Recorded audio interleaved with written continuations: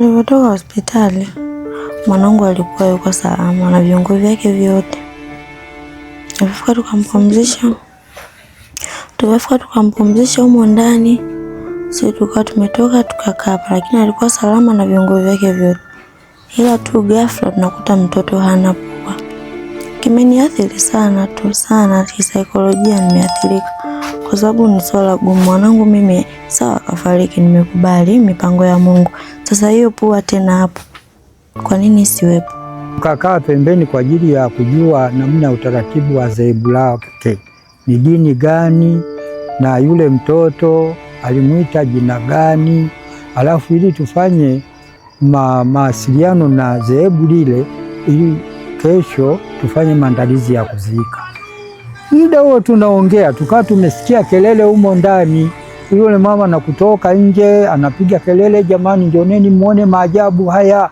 Yaani njoneni muone maajabu, kitendo kilichofanyika hiki, njoneni muone. Sasa anapiga kelele na huko analia. Ikabidi sisi tukaondoka hapo kwenda sasa. Kufika ndo kumfuata mpaka ndani, ndo kutufunulia ile nguo. Embu angalieni marehemu walivyomfanya kitendo hiki. Hiki kitendo ni sawa hiki. Kumfunua hivi ndio kuona amekatwa pua yote wameikata. Baada ya kupigiwa simu majira kama ya saa 8 na mtoto akiwa mama, huku tumepata msiba, mjukuu kafariki.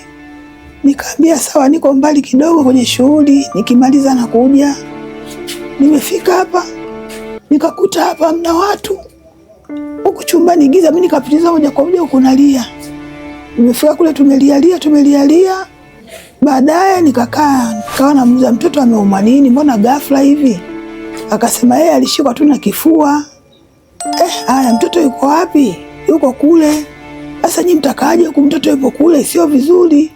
Maiti siku zote wage naangaliwa kwenye ulinzi. Akasema sawa bibi, inuka kamuone. Kwa kuwa umekuja mwenyewe nenda. Nikawa nimeinuka na Rose tulikuwa tumekuja kukuta huko giza. Nikaambia Rose, washa simu tumulike. Basi nikawa namnyosha hapo, kwa sababu binadamu akifariki kabla hajapoa huwa anakuwa tepetepe. Kwa hiyo akipoa anakauka. Nikaanza kumnyosha viungo vya miguu na mikononi. Sasa baadaye nimfunue, nimweke kichwa vizuri. Kufunua hivi ndo nakuta pua hamna. Mimi nikaanza kupiga kelele, jamani njoni muone maajabu. Huko nalia, jamani maajabu, huko nalia. Ndo akawa amekimbia tukujua huko ndani. Kweli kuja kuangalia hapo pua ya mtoto haipo. Hiki kitendo nimekishangaa sana, nitangu nimefikia umri huo.